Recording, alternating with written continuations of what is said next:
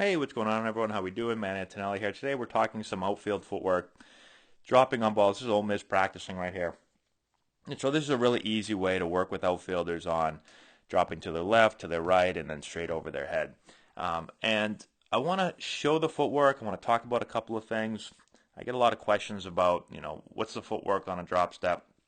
I do think sometimes people try to um, they try to overcoach this action because they're afraid of what they call false steps or what they consider movement without going anywhere, and they think that that's going to hurt the outfielder. What I see when I watch really good outfielders drop on balls either to their left or to their right or straight behind them, especially when they have to get going in this direction, is what you're going to see right here. So it's a quick pivot of the feet. Both feet leave the ground at the same time, right? So again, a lot of times I'll see coaches try to keep the one foot in the ground and just open up the hip because they don't want this. They think that this is like I'm hopping, but I'm not going anywhere. But for me, what needs to happen is I've got to get myself opened, right? I've got to get my hips open and clear so I can make this move right here. Like, this is a tough move to get going in this direction. And so if I keep this foot planted and just try to open up my left foot and my left hip, for me that's really difficult. Then I've got to get my right hip all the way around, my right leg all the way around. And so if I quickly just pivot my feet, now when I land, now I'm opened up and she's in position to run right where she needs to go. All right, let me play it in regular speed real quick for you.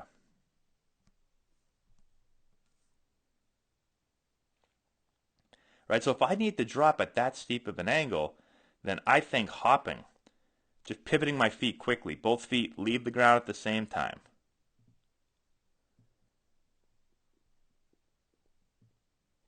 And then I'm just trying to open up that left foot and get my toe pointed. So if I'm going to the left, I want to pivot my feet, get my left toe pointed in line to where I want to run, and now I'm essentially a sprinter, right?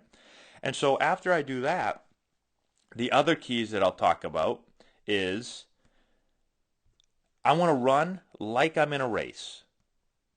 So both arms pumping. I do this like I don't have a glove on. That's one mistake I see outfielders make, is that they run like they have a glove on. This arm, they want to get ready to catch the ball immediately. Well, I'm running for a while here. If I'm in the outfield and if I've got to open up like this, well, this ball's hit pretty far, and I've got to run.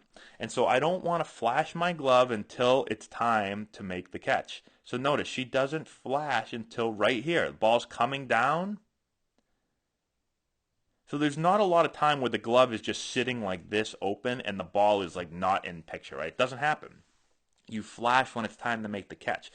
It's a thing that I see a lot of young players do wrong. They'll run in this position for like 3, 4, 5 strides, sometimes longer. And so nobody is going to run fast with their glove open and out like that. Everyone's going to slow down, right? I always say, turn on the TV, watch a 100-meter dash. Next time you watch it, how many runners do you see sprinting down, sprinting their 100-meter dash with their one hand out open? And I'll say, well, none of them, because they're not trying to catch a ball. Well, that is correct. They're not trying to catch a ball. They're trying to sprint. They're trying to go as fast as they can.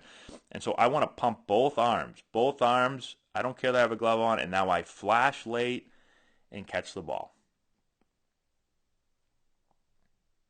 Let's watch it again.